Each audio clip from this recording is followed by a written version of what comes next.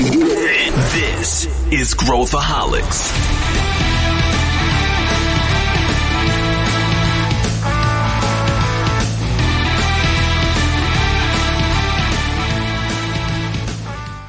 Olá, aqui é Pedro Weingärtner, bem-vindos ao Growthaholics, o podcast da ACE, e hoje a gente vai falar de um tema que eu adoro, que é quais os melhores livros para quem quer empreender.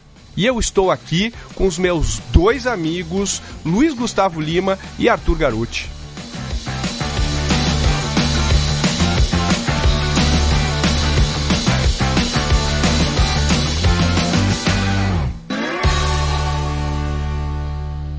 Estou aqui com Luiz Gustavo Lima, o LG. É isso, Pedro. Muito obrigado mais uma vez pela oportunidade, pelo convite. O que você faz na ACE, LG? Eu cuido do marketing da ACE. Muito bom. E você, Arthur Garuti? Olá, grande prazer estar aqui novamente, Pedro. Obrigado pelo convite. Eu sou o Arthur, eu ajudo o pessoal lá com a ACE Startups. Ajudo as startups, trazer startup nova, ajudar as que estão no portfólio a chegar no próximo nível.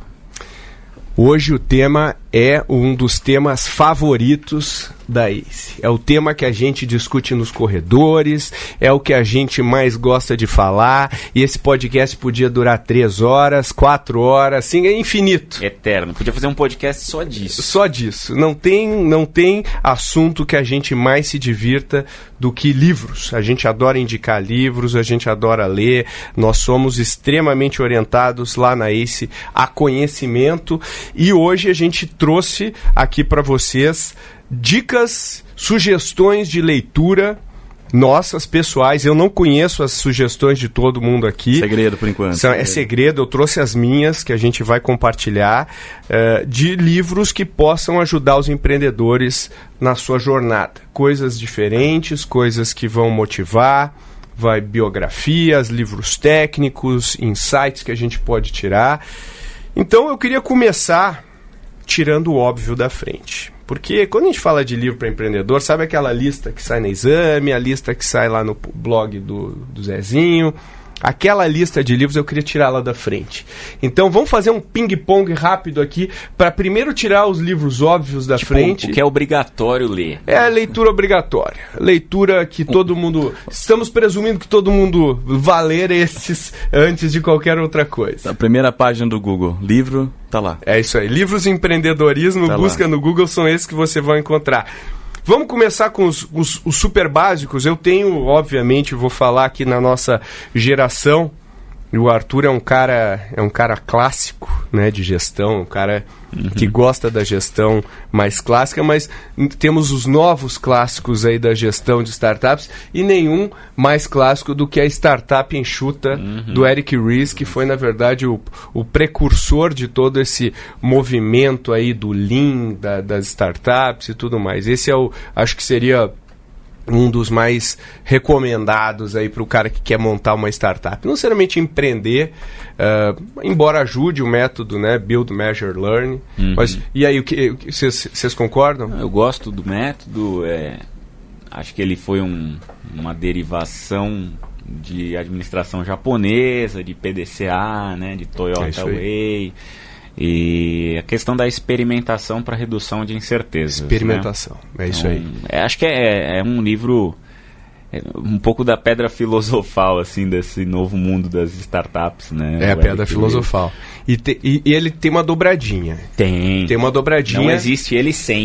Que veio antes, inclusive, a dobradinha, que é o Business Model Canvas. Boa, bem lembrado. Então tem o 3. Tem uma o do...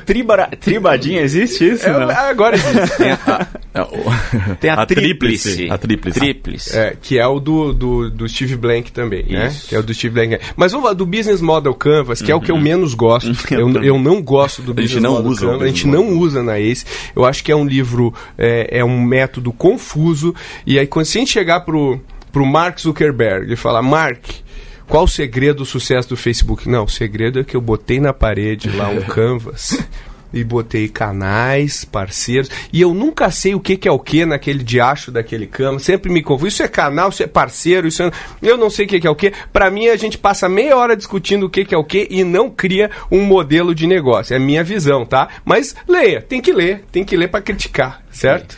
Mas pros que gostam, acho que se você combinar os métodos, então partindo do princípio que o Eric Ries faz a experimentação através do Build, Measure, Learn, você pode aplicar o método Lean com um Canvas. Óbvio. Então, por isso que tem a moda dos post-its muito, né? A gente tem um episódio, inclusive, sobre isso aqui. Tem um, e que eu acho importante a gente, né, o pessoal aí ouvir. Mas você pode plotar lá o Canvas, colocar suas hipóteses, que é o build, aí vai para a rua, valida e depois vai trocando post-it lá de acordo com o que você descobriu nas validações na rua, né?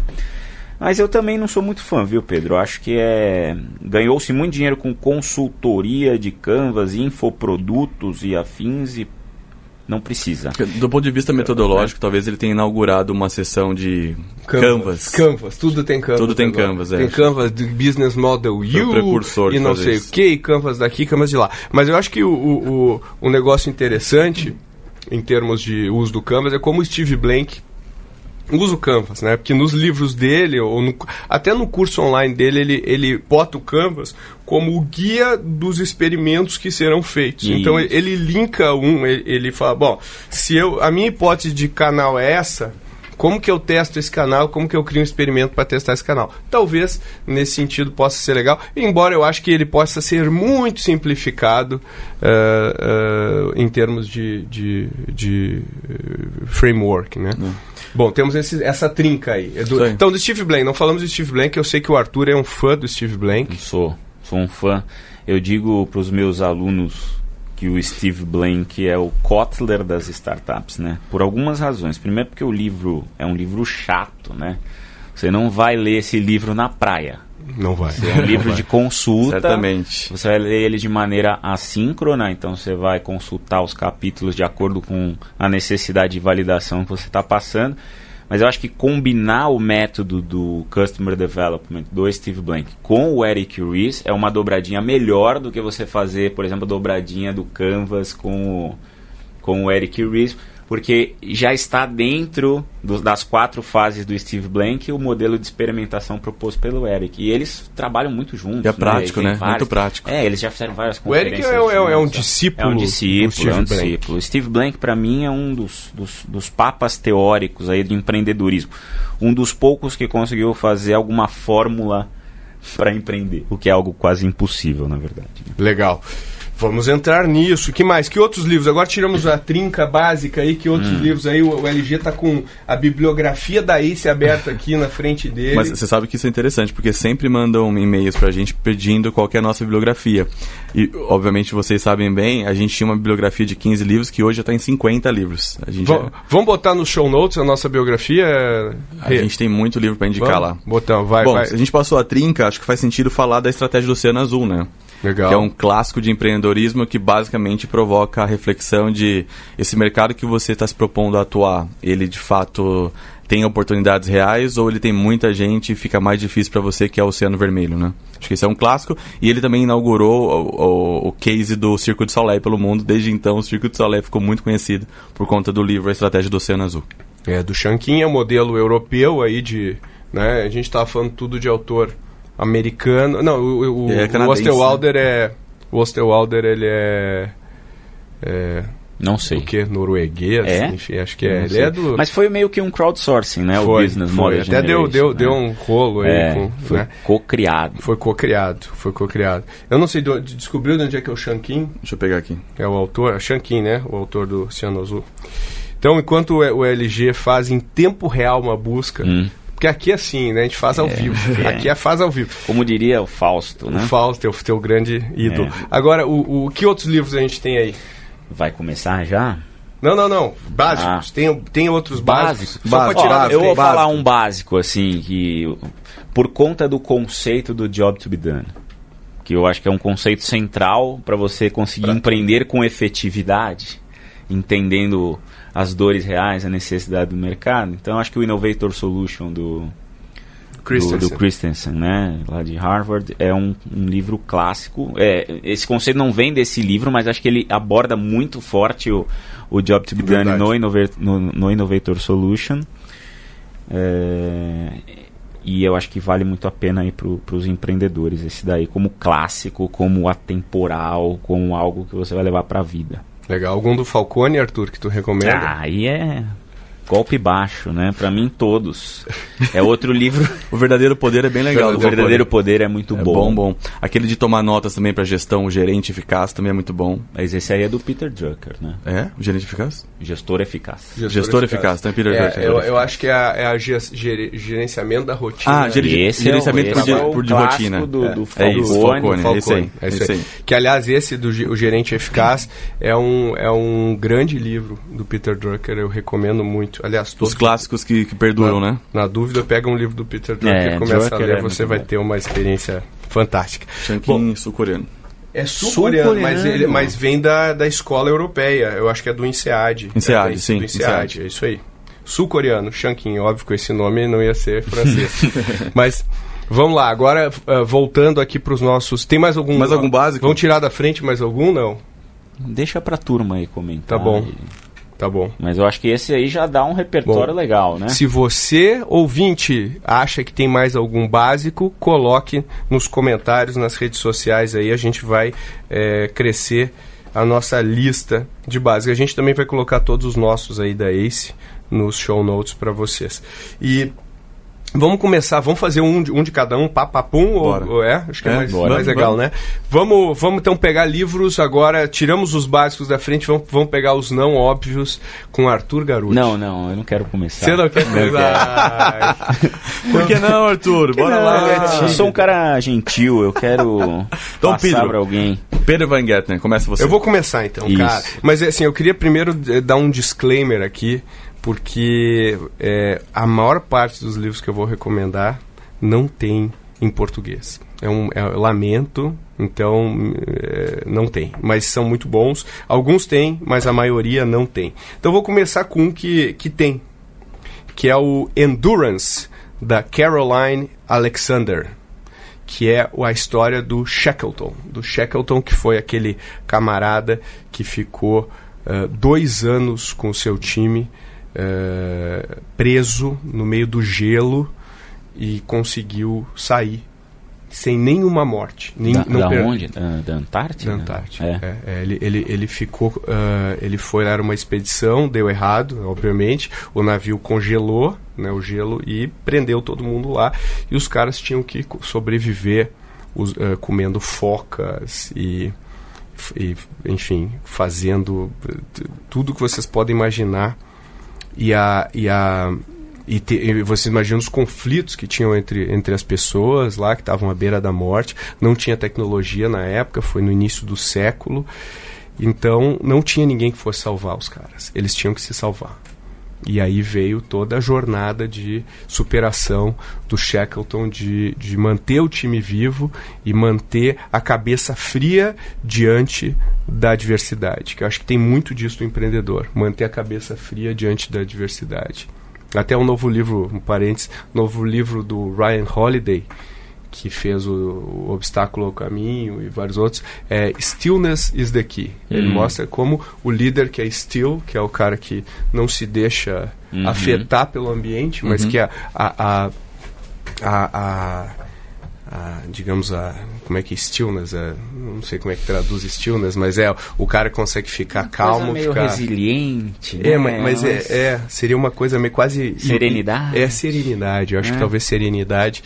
E como que você consegue isso? É um livro muito legal, já está disponível, lançou agora há pouco. E eu gosto muito do Ryan Holiday, um cara que eu admiro aí. Muito bom. Então essa é a primeira dica. Não recomendo, conheço. Vale a pena ler. Vou ler. É uma jornada incrível, muito inspirador, e você aprende muito sobre a história, sobre o que estava acontecendo, sobre o clássico anúncio. Tem outro livro do Shackleton, né? Tem. Tem mais de um. Que é mais numa narrativa mais épica, assim, né? Esse acho que fala um pouco da problemática de como o cara liderou o time ali para sair de uma situação... extrema. Exatamente, acho que é isso, né? Eu acho que eu faço bem uma analogia psicológica com a situação deles com empreender. Eu acho que é muito parecido. Eu acho que boa parte das nossas dicas aqui talvez não sejam analogias óbvias, né? Sejam analogias por comportamento, por inspiração de alguma maneira. Mas eu acho que para mim é um exemplo de liderança o Shackleton, e como ele conseguiu salvar os seus homens, e como ele se doou, e como ele assumiu riscos de vida pessoais para conseguir salvar a sua equipe e garantir que todo mundo saísse do outro lado. Então, tanto é que depois vários dos homens que foram na expedição acabaram ficando viciados nesse tipo de coisa e continuaram fazendo expedições. Caramba. Mesmo depois desse trauma. É um negócio muito interessante. Muito legal. Legal. Então, essa foi a minha, comecei. Vai tu, LG. Vai tu que o Arthur quer ser o último. Não quero ser o último. Vai lá. A gente vai fazer esse ping-pong várias vezes, né? Porque são vários livros. Então, o meu primeiro aqui, também ele é uma conexão não óbvia, que é A Revolução dos Bichos. George Orwell. George Orwell, exato. E por que eu acho interessante trazer para cá? Porque esse é um livro escrito durante a Segunda Guerra Mundial e ele foi recusado por várias editoras. Então, só aí já mostra que teve uma resiliência do autor de colocar esse livro para fora. Obviamente tinha um contexto político traduzido ali em bichos, né? Mas especialmente a fábula, ela se dá pelo poder. Então, quando a gente traz o poder para a mesa, né, do empreendedor, das relações de trabalho, a gente vivencia essas relações de poder de várias formas. E como é uma fábula, você vai sendo envolvido na história, a história não fala de humanos, fala de bichos, e você consegue se ver em bichos diferentes. E o que é mais interessante, que chama atenção assim, é que chega um momento em que os bichos se revoltam contra a granja, né, o dono da granja, e eles começam a tomar o poder progressivamente. Só que à medida que eles tomam poder, acontece o contrário, né? Eles começam a assumir poder, e o poder começa a meio que distorcer a cabeça deles, e eles começam a ser os próprios opressores dos outros bichos. Então, essa revolução, ela traz à tona essa relação de quem oprime quem é oprimido, e a relação de poder que se dá quando você está num grupo de pessoas, no caso de bichos aqui, né? E é uma boa metáfora política também, né? Acho que tem um elemento forte aí, né, Arthur? À medida que vai evoluindo, né, o conjunto de pessoas vai evoluindo, o efeito político vai ficando cada vez mais importante, né? Até fazendo não é um livro que a gente trouxe aqui para a mesa, né, do Sapiens, mas que ele diz que a partir do 17º membro em qualquer sociedade, você começa a ter um efeito fofoca natural do ser humano, porque né? Os conflitos passam a acontecer. E aí acho que é interessante essa questão de como é que o poder vai conversar com quem não está no poder para construir algo junto. Eu também não li o livro da Revolução dos Bichos, acho que eu li para a escola. Colocar na... É um clássico, né? Antigo, inclusive. Eu li para a escola. E o 1984 também. Esse esse também é bem legal. Não sei se aplica em empreendedorismo, mas é legal de ler. Estão aplicando, né? Na China, especialmente. Na China, bem o grande irmão. E você, Arthur? Agora sim. Chegou minha hora? Chegou sua hora, Você sabe Arthur. que eu gosto de livros clássicos, né? Não sei se vocês sabem, mas o Arthur, ele cursou, inclusive, filosofia, fez um curso na faculdade. Quando eu conheci o Arthur, já marmanjo, ele estava fazendo um curso de filosofia. Estava lá na graduação, né? Depois não deu mais para continuar, mas sempre gostei dos temas mais clássicos. Eu acho que eles trazem reflexão. Vou trazer um livro aqui que está muito na boca do povo agora, e fizeram várias derivações dele. Você vai na prateleira da livraria, lá tem 300 versões desse livro, mas eu vou pegar o destilado dele aqui, que é A Lei do Triunfo. Napoleão Hill. Do Napoleão Hill. Esse é um clássico. É um livro clássico que eu já li 2 vezes, e eu tento ler ele, sei lá, em períodos de 3 em 3 anos, porque toda vez que você lê, ele te traz uma perspectiva diferente. Que a gente muda e muda com a percepção, né? Exato. Então, eu acho que isso é uma outra coisa que eu gosto de critérios de indicação de livros. São livros que você consegue ler mais de uma vez e vai tendo percepções diferentes, né? O Napoleão Hill, para quem não sabe, ele é um jornalista que escreveu essa obra aí na década de 20. Quem financiou ele foi o Barão do Aço, Andrew Carnegie. Porque o Andrew Carnegie queria saber qual era o padrão que levava os grandes empresários da época, ali na pós-revolução industrial, ou no meio da revolução industrial, ao sucesso. Muito atrelado ao sucesso financeiro, a êxito empresarial e tudo mais. Então ele pegou esse jovem jornalista na época e aí ele foi hackear. O Napoleon Hill foi hackear e começou a criar padrões. Ele entrevistou milhares de pessoas, assim, ele estudou dezenas de milhares de pessoas e entrevistou Rockefeller, o George Eastman da Kodak, que não deu muito certo, mas na época dava muito certo, né? O Thomas Edison, o Henry Ford, para criar as 16 leis do sucesso, né? A lei do triunfo, que são 16 princípios básicos. Eu não vou me estender aqui aos 16 princípios. Fala os seus. Eu peguei 5. Vou falar rapidinho. Se der tempo, eu falo todos aqui. Né? Então, o primeiro, que eu acho que é muito forte, é a questão do mastermind. Que hoje se fala muito de sinergia, que a soma do todo é maior do que as partes, que as pessoas, esses caras não teriam chegado onde eles chegaram se eles fizessem por méritos próprios e não tivesse trazido uma rede que pensasse igual para construir algo muito grande, né? E eu acho que esse livro é tão forte, porque hoje a gente está num mundo de venture capital e falando dos novos empreendedores e de Bezos e de Musk, etc. Esses caras aparecem muito, né, Bill Gates e tal, mas eles construíram uma rede muito forte para chegar onde eles chegaram. E eu acho que esse princípio é muito forte do mastermind, você conseguir trazer pessoas com uma mesma visão, né? E aí, para concretizar isso, tem um outro princípio que é o objetivo principal definido, e é a questão de foco. Então ele diz que os bons que atingiram sucesso não faziam muitas coisas, faziam uma coisa, ficavam pensando naquilo de maneira obsessiva até, e com base no mastermind, para trazer via mastermind outras pessoas para comprar essa visão e fazer a coisa acontecer. Então, ter um foco é fundamental e é muito difícil fazer, né? A questão da educação financeira, todos esses caras sabiam economizar, sabiam poupar, sabiam dar valor ao dinheiro. Eu acho que alguns empreendedores caem numa questão de sonho e etc. e se perdem às vezes nisso, né? E esses caras faziam muito mais do que obrigação. Então eles eram givers acima de tudo, né? Eles faziam o que precisava ser feito sem esperar nada em troca num primeiro momento. Então essas são algumas das regras. A regra de ouro da lei do triunfo é a regra da empatia, que é fazer aos outros aquilo que você quer que seja feito para você. Isso vai muito de acordo com o critério moral de cada um também. Então ele deixa aí uma abertura para você escolher, tá? Então esse é um livro que eu acho muito legal, é pesado, tem umas 600 páginas. Grande, assim, mas vale a pena demais. E era um curso, tá? Só para finalizar a curiosidade, era um curso, ele hackeou e aí ele mandava fascículos para casa das pessoas em cada capítulo e depois se transformou num livro. Mas você sabe que o cara do, como é que chama, do Como Fazer Amigos e Influenciar Pessoas, Opa, spoiler! Né? Como é que é o nome dele? Dale Carnegie. Dale Carnegie. Ele também era um curso, né? Também era um curso que ele transformou num livro. Também. Mesma coisa. Isso aí. E, legal. Pô, muito boa dica, Arthur. Ô, LG, você não quer seguir aí, já que o Pedro falou? Vai, já dei spoiler, desculpa então, aí, foi mal. Porque eu ia deixar até meio que por último ele, porque você vê que o Arthur começou o discurso que é exatamente como eu começaria. Assim como o Poder do Triunfo, Como Fazer Amigos...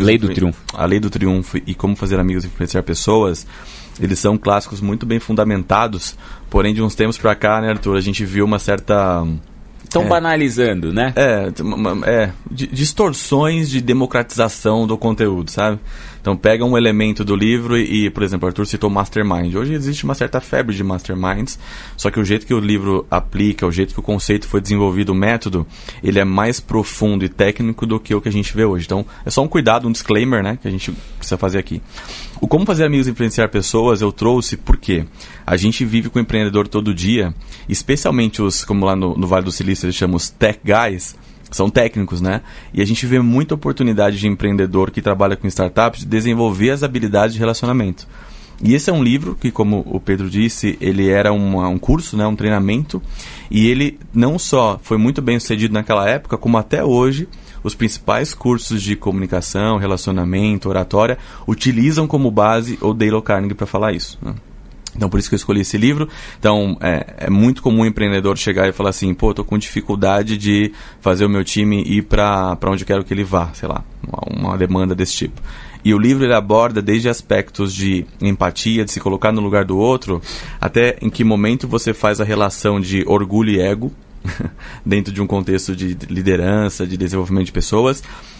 Ele fala muito sobre, que aí a gente usa inclusive no processo de validação, de empatia, de entender a forma que você aborda o outro, entendendo que cada um tem um canal diferente, tem um gatilho diferente. Ele te ajuda a se observar e à medida que você se observa, você melhora as suas relações interpessoais e você aprende mais quando impor, quando ceder, quando chegar no consenso. O que isso impactou na tua vida, LG? Eu li esse livro quando eu estava na faculdade de engenharia, então fazia engenharia elétrica, e eu era, como até hoje, e talvez algumas pessoas que me conheçam falam, não é verdade, mas eu sou tímido, né? A minha essência é ser tímida, e a parte de se comunicar, ela vem através de técnica, basicamente. Então, nessa época, eu era estagiário de uma multinacional americana que o vice-presidente me indicou esse livro. Falou, se você quiser se desenvolver como executivo, você precisa desenvolver essas habilidades. Então, me ajudou muito. E o LG é um grande comunicador, né? Na nossa opinião aqui. É reconhecido por isso pelo time, inclusive. Então, um livro transformador. Né, nesse livro que ele fala que uma das palavras que as pessoas mais gostam de ouvir é o próprio nome delas. É isso aí. É isso aí, Arthur Garuti. Obrigado, Pedro. Obrigado, LG, por confirmar. Tu viu que eu fiz uma pergunta no melhor estilo Como Fazer Amigos Influenciadores. Verdade. O que significou pra ti agora, né? O que você sentiu quando eu fiz essa pergunta pra você? Viu? Nós somos todos influenciadores. Vamos lá, Pedro, você agora. Vamos lá. Eu tenho um aqui que é que é um novo clássico aqui pra nós, que a gente usa muito dentro da ACE.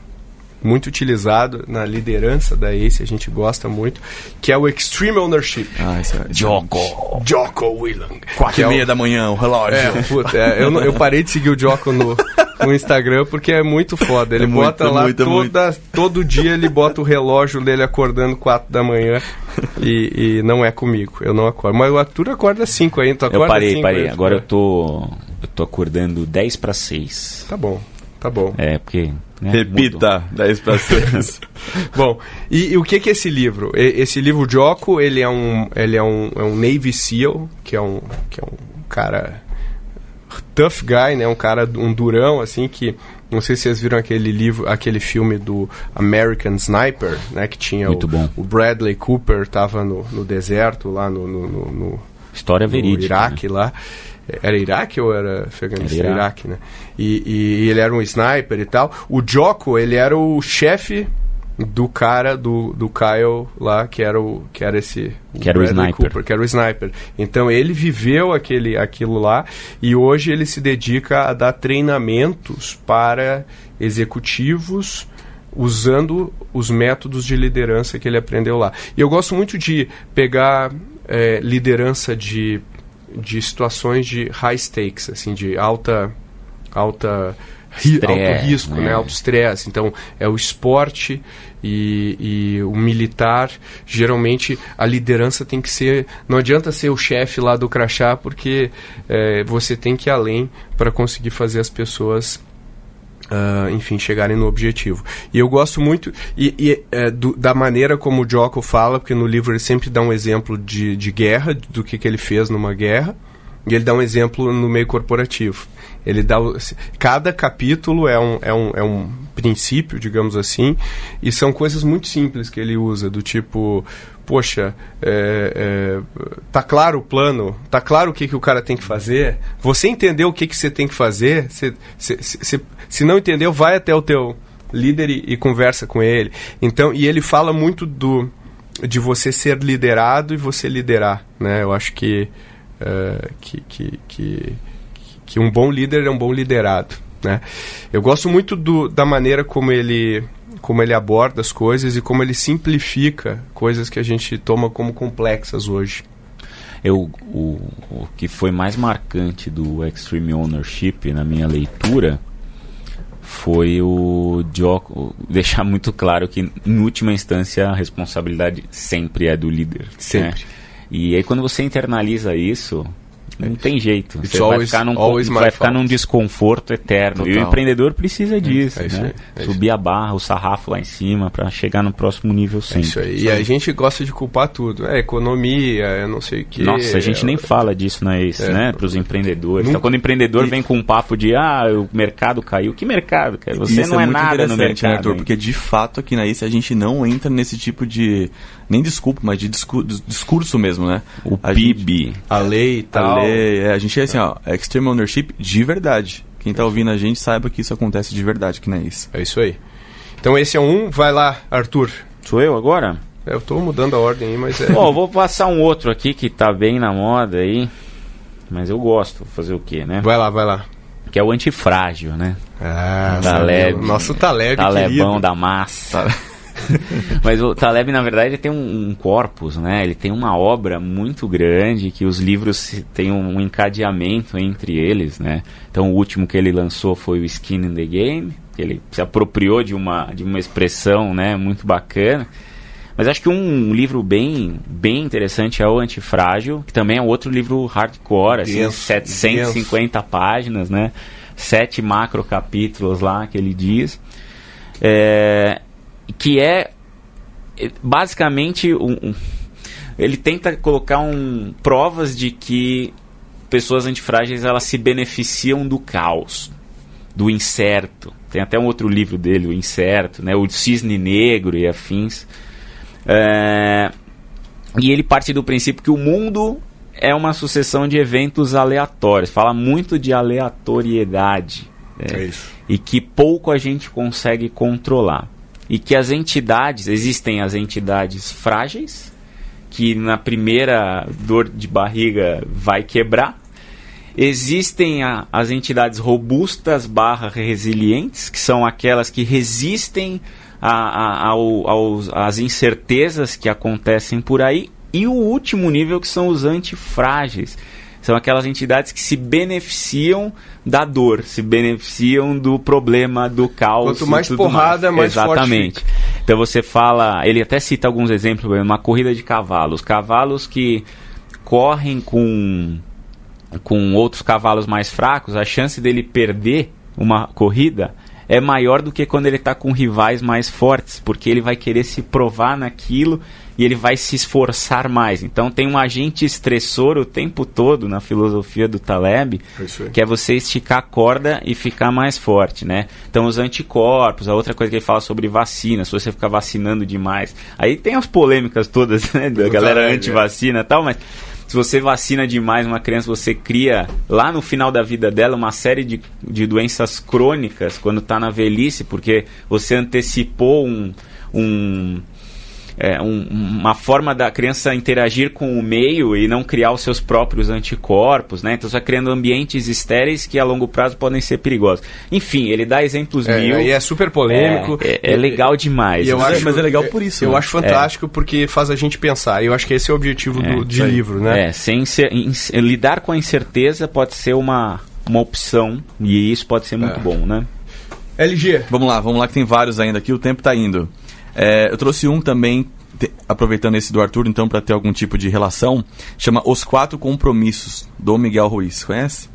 Conheço. Não. Os 4 Compromissos é o seguinte, ele é um médico que nasceu num sítio, numa fazenda, bem afastado da cidade. Dos 4 compromissos. Exato. Vendeu muito. Vendeu muito, há muitos anos. E ele, qual que é a grande sacada aqui? Ele está totalmente baseado na filosofia, na sabedoria ancestral tolteca.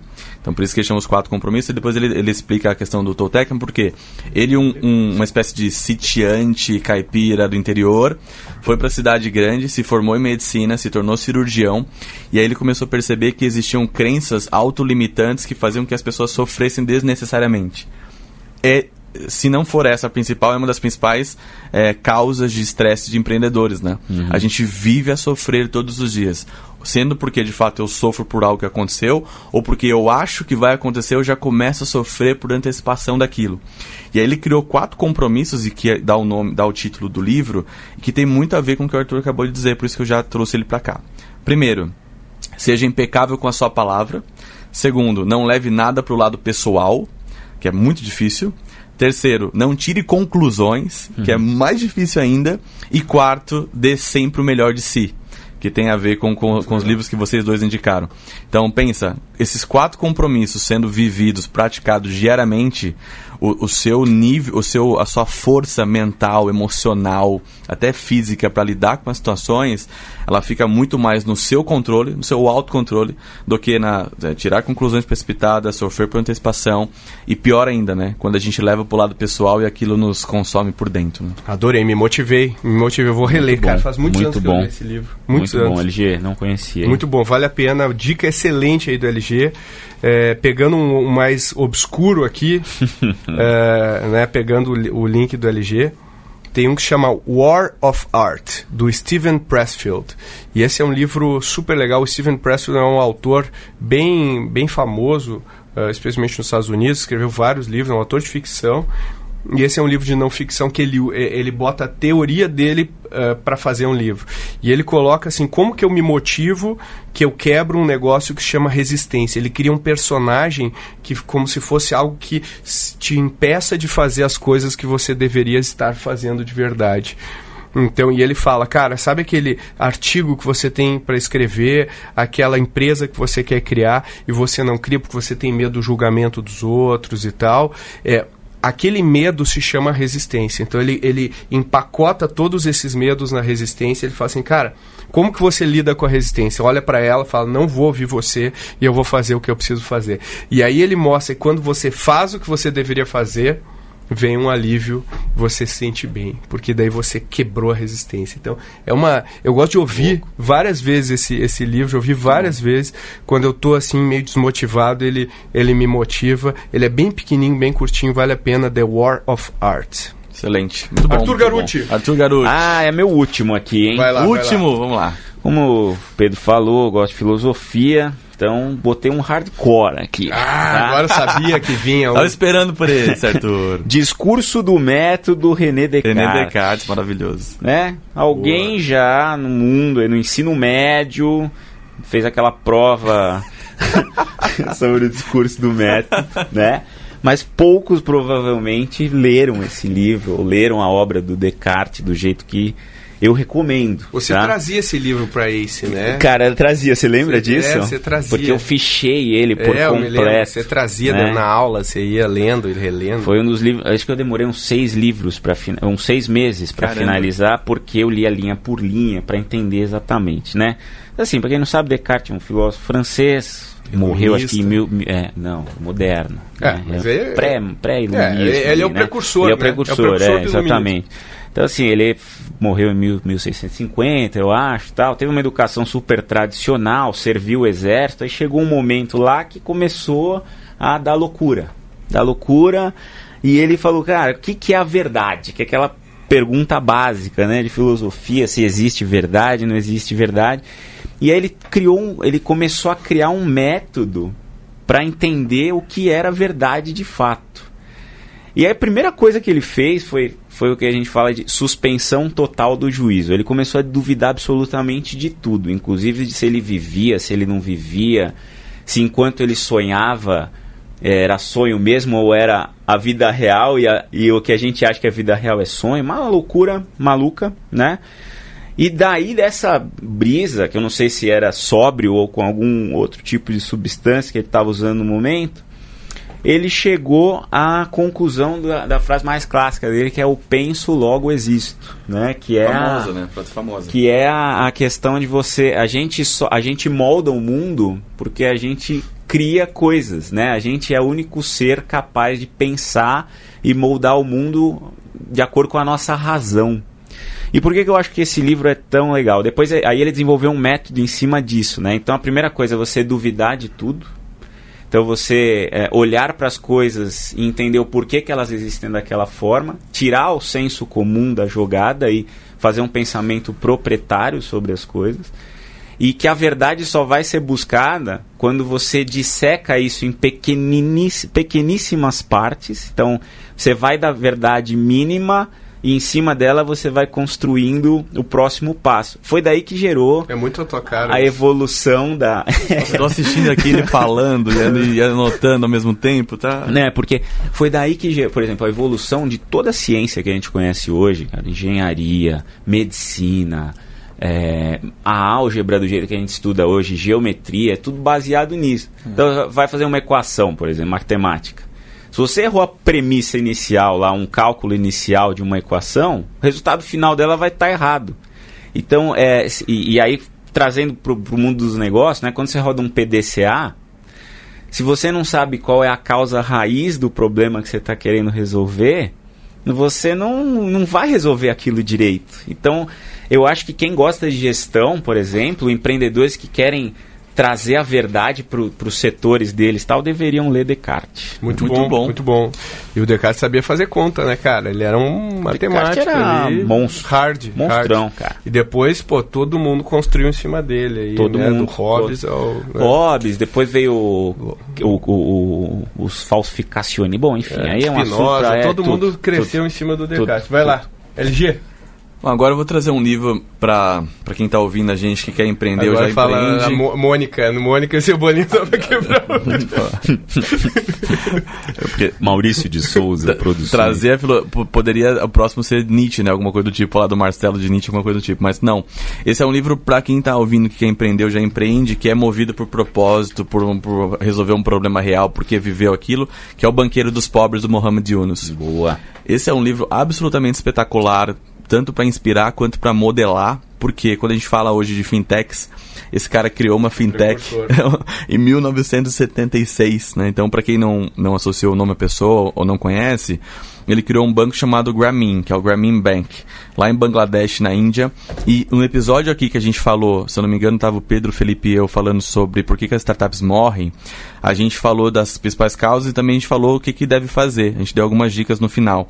E ele viveu esse ciclo de validação praticamente. Então, o que ele fez? Ele, vendo a pobreza absoluta e absurda lá na Índia, ele começou com a cabeça de economista, com a cabeça de um financista, a entender a dinâmica daquelas mulheres, daquelas pessoas, e como ele poderia ajudar, até que, depois de muita experimentação, de observação, de falar com as pessoas, de conhecer a realidade das pessoas, ele criou uma linha de microcrédito para a população absolutamente carente. Direcionado às mulheres, Direcionado às mulheres, especialmente, e que teve, surpreendentemente, uma taxa de pagamento de 97%, caindo a principal hipótese do sistema bancário da época, que era pobre não paga a dívida.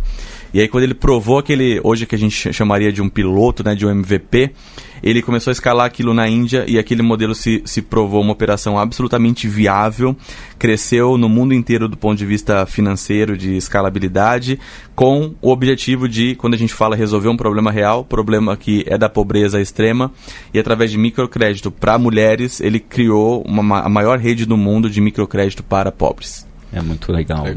Olha que legal, interessante, né? Ele quebrou, falando do Descartes com ele quebrou o senso comum, né? De um modelo. Ele questionou o modelo. E aí ele criou algo que ninguém tinha criado. Isso aí, exato. Muito bom. Trazendo bons livros aí, hein, LG? Bons livros. Tô gostando. A seleção nossa hoje aqui tá muito interessante. Tô gostando. Eu tô com uma lista pra mim aqui. Aí nós temos o The Art of Learning. Esse é em inglês, só tem em inglês, assim como War of Art, The Art of Learning, do Josh Waitzkin.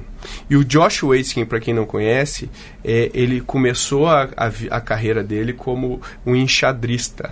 Ah, é? É. E ele teve um filme baseado nele, que é The Searching for Bobby Fischer, é o nome do livro. O filme. E mostra a história dele criança, porque ele foi um dos campeões mais jovens de xadrez do mundo. E aí ele descobriu como jogar xadrez. Daí no livro ele mostra como ele dominou o xadrez, como que ele descobriu, e aí ele não praticava do jeito que a gente pratica as coisas. Ele descobriu um método para aprender mais rápido. E aí ele a partir daí ele começou a falar, como que eu aplico isso, que xadrez eu já cheguei no topo, como eu aplico isso para outras áreas da vida. E aí ele foi lutar Tai Chi, que se chama um push hands Tai Chi, que é uma batalha de Tai Chi, não é aquela tiazinha no parque, é uma briga quase, onde você está num círculo e você tem que tirar o oponente do círculo com a força, né, com técnica. E aí existe campeonato mundial na Ásia disso, e ele foi treinando e ele conseguiu chegar a campeão mundial de push hands Tai Chi, saindo do xadrez usando o mesmo framework de aprendizado que ele usou. Sensacional. E aí ele mostrava, assim, então ele, em vez de estudar tudo, ele dominava um golpe. Ele pegava um golpe e ficava treinando só esse golpe. E aí, quando ele chegou lá no campeonato, ele dava esse golpe e ganhou tudo. No ano seguinte, todo mundo estava preparado para esse golpe. Ele não dava mais esse golpe. Então ele ia mudando como se fosse xadrez o jeito de tocar as coisas. O Tim Ferriss... Ele é amigo dele. É amigo dele. Porque o Tim Ferriss ganhou o torneio de kickboxing na China usando a mesma técnica. E foi pro Guinness com um campeonato de loopings de tango que ele deu na Argentina usando técnica. Ele é um dos melhores amigos dele. Então tá e ele é um coach hoje. Ele não tem mídias sociais, ele não tem nada. O Josh Wentz só fica focado em ajudar na aprendizagem. Na aprendizagem, então, né? Vamos ter que ler livro, e hoje ele luta jiu-jitsu. Ele tá no jiu-jitsu agora fazendo a mesma trajetória. Então o cara é sensacional. Super muito interessante, legal. Vale a pena. E já aí a gente já tá arrumando aqui pro fim. Dá mais um aí, LG. Eu tenho só mais dois. Eu vou aproveitar então pra associar com esse tema que você trouxe, que é o A Arte da Guerra do Sun Tzu. Olha. Esse livro eu li no meu primeira semana de engenharia, eu tava com 17 anos. Eu entrei na biblioteca de manhã, saí à tarde, só saí pra almoçar e li esse livro inteiro em um dia. Por que ele é muito interessante do ponto de vista de empreendedorismo, né? Porque na pesquisa Ace Innovation Survey que a gente fez esse ano, a gente aprendeu que o executivo brasileiro, ele basicamente se baseia no concorrente para inovar, né? É isso aí. A gente aprendeu lá. E a Arte da Guerra, o que ele fala? Ele fala que você tem que ter um planejamento absolutamente coerente, bem feito, né, com tempo dedicado, com foco. E as análises de ataque e defesa, fraquezas e forças, movimentações, terreno, elas seguem 3 princípios. Então, o princípio número 1 é: conheça o seu inimigo e conheça a si mesmo. Então tem um papel aqui de autoconhecimento, né? Não adianta só eu olhar para o outro, primeiro eu preciso me conhecer para depois eu olhar o outro. O segundo e tem a ver muito com o que você acabou de dizer, Pedro, evite a força, você ataca a fraqueza. Então o fato de você se conhecer e saber onde você é muito bom, onde que você pode atacar. E o terceiro, que talvez mexa com várias coisas que a gente disse aqui já, que é: vencer 100 batalhas não é o auge da habilidade, mas subjugar o seu inimigo sem lutar é. É isso aí. Fantástico, né? Muito legal, muito legal. E aí eu tenho mais duas aqui que eu acho... E aí talvez seja um pouco mais focado em gestão e tudo mais, que daí acho que volta um pouco para a terra aqui, mas são dois que eu gosto muito. Um é o High Output Management, queridinho da galera, a gente adora aqui na Ace, a gente ama, que é do Andy Grove, que era o CEO da Intel. Assim, o cara fez a Intel fazer uma trajetória brilhante. E ele coloca princípios de gestão muito simples, muito diretos e baseados no empirismo, né? Ele não estudou gestão, então ele criou um framework de gestão baseado na prática, escrevendo em caderninhos e fazendo experimentação. Eu vou testar agora desse jeito, vou testar desse jeito. Então ele conseguiu criar um modelo de gestão que, se você for ver, ele tem muito diálogo com os modelos de gestão clássicos, mas talvez acho que ele fale bastante com o modelo de gestão de alta tecnologia, que é o que a gente vive aqui. E o outro, que é aí talvez pudesse até ter ficado na primeira parte, que é o lado difícil das coisas difíceis. Isso é muito bom. Horowitz, do Ben Horowitz. The Hard Thing About Hard Things. E tem em português esse, que eu acho muito legal, porque ele conta de um jeito quase autodepreciativo a trajetória empreendedora dele com as lições que ele teve, porque normalmente a gente vê o endeusamento do empreendedor. E ele coloca o lado difícil mesmo, a ansiedade que ele tinha. Ele brinca: quando eu empreendi eu dormia como um bebê, né? Como é que ele fala? Dormia como um bebê, acordava a cada 3 horas chorando, né? E eu acho que é basicamente isso que a gente vive no dia a dia. Ele coloca de uma maneira muito legal. E o Ben Horowitz é um cara super diferente, ele adora rap, e aí nos capítulos tem referências, ele põe as letras, de letras de rappers, e eu acho que ele coloca coisas muito importantes ali. Eu gosto de ler e reler sobre contratação, sobre como que a gente lida com as coisas. Eu acho que é um belo livro aí, recomendo para todo mundo. Muito bom. Bom mesmo. Meu último.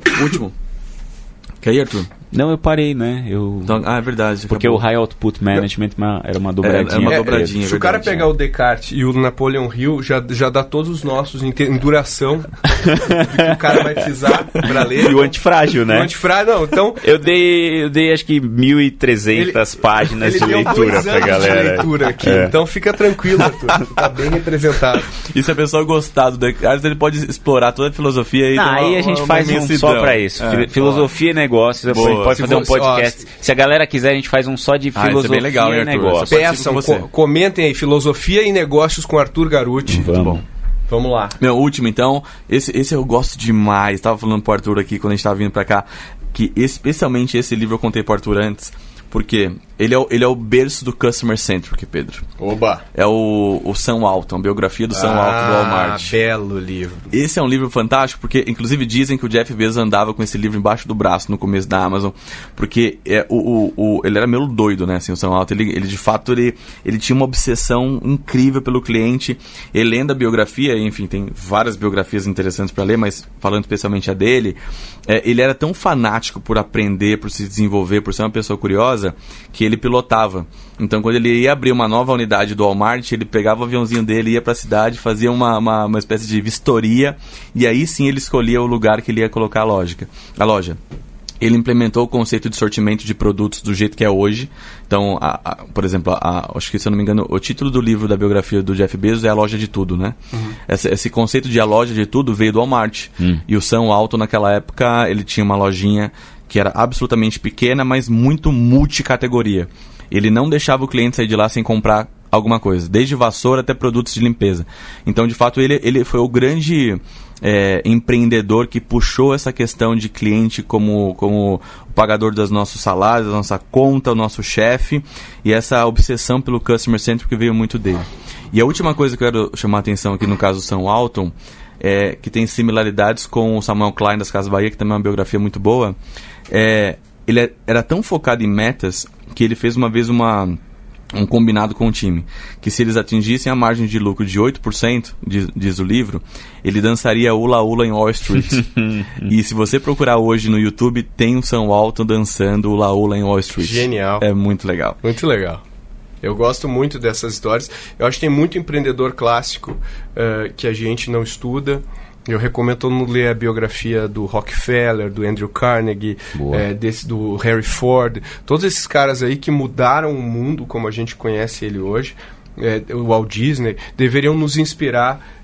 Tem muito aprendizado lá que não tem data de validade. E a gente tem que reconhecer os brasileiros também, né? Se você pegar o Barão de Mauá, por exemplo, ler a história do Barão de Mauá, ler a história dos Matarazzo, né, que são grandes industriais também, que pouco se fala, né? O Silvio Santos, por que não ler a biografia dele? É muito Hermínio boa.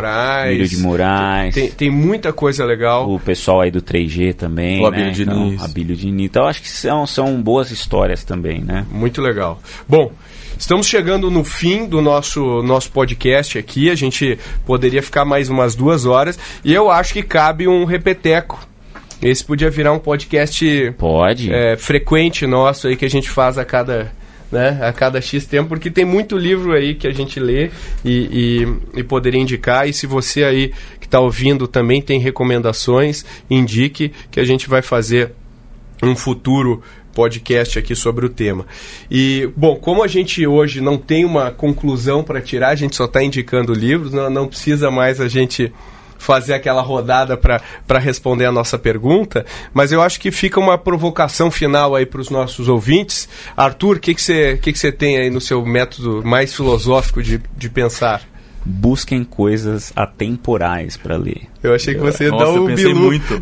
Quer dizer, busque o conhecimento. Eu pensei muito que ele ia fazer isso. Não, o Bilu é um ET, para quem não sabe, né? Que a gente usa aqui como metáfora de buscar conhecimento. Procurem aí depois no YouTube, ET Bilu, vocês vão saber o que a gente está falando, mas busquem coisas atemporais, textos clássicos, né? Sai do óbvio, sai do que está na prateleira, na lista dos grandes veículos. vai atrás de conhecimento mais profundo. Às vezes vale muito mais a pena investir tempo de qualidade nesses livros do que pegar coisa pasteurizada por aí. Boa. E você? É isso, acho que complementar do Arthur é desenvolver o senso crítico. E obviamente que é sempre bom, a gente inclusive acabou de fazer uma curadoria de indicações de livros e existem vários por aí, mas quando você tem senso crítico e aprofunda, como o Arthur disse, você fica mais empoderado daquilo que pode de fato fazer diferença para você. Eu quero encerrar com uma frase do Sun Tzu, que é uma frase muito profunda, que é o seguinte: se você conhece o inimigo e conhece a si mesmo, não precisa temer o resultado de 100 batalhas. Se você se conhece, mas não conhece o seu inimigo, para cada vitória ganha, você também sofrerá uma derrota. E se você não conhece nem o inimigo e nem a você mesmo, você vai perder todas as batalhas. Olha aí, olha aí. Ficou uma... o LG tá hoje uma fonte de sabedoria. Vou embora aqui pensativo. Muito bom, muito bom. Saí com várias dicas aqui. Eu acho que a dica que o Arthur e o LG deram, as dicas são fantásticas. A minha dica é: crie o hábito da leitura. Se não for no livro físico, ouça, mas assim, pare para pensar, né? Eu acho que só ler o livro não adianta. Você precisa processar o livro, né? Você precisa processar, entender o que isso significa para você, como que você consegue tirar algo de útil para você no dia a dia dos livros que você leu. Então, pratique os livros, não só leia. Busquem conhecimento. Isso aí, ET Bilu. Pessoal, queria agradecer a participação de Arthur Garuti. Obrigado, pessoal. Luiz Gustavo prazer. Lima. Muito obrigado. Obrigado pela participação de vocês. Obrigado aí pelos ouvintes. Não deixem de curtir as nossas redes sociais, não deixem de assinar o nosso Growthaholics. Se você assinar no seu leitor de podcasts favorito, você vai receber fresquinho cada episódio que a gente lançar. E não deixe de indicar para os seus amigos. Se você acha que faz sentido comentar, comente nas nossas mídias sociais, no Facebook, no Instagram, no LinkedIn. A gente sempre está lá respondendo e ouvindo. E a gente quer muito esse seu feedback. Obrigado e até a próxima!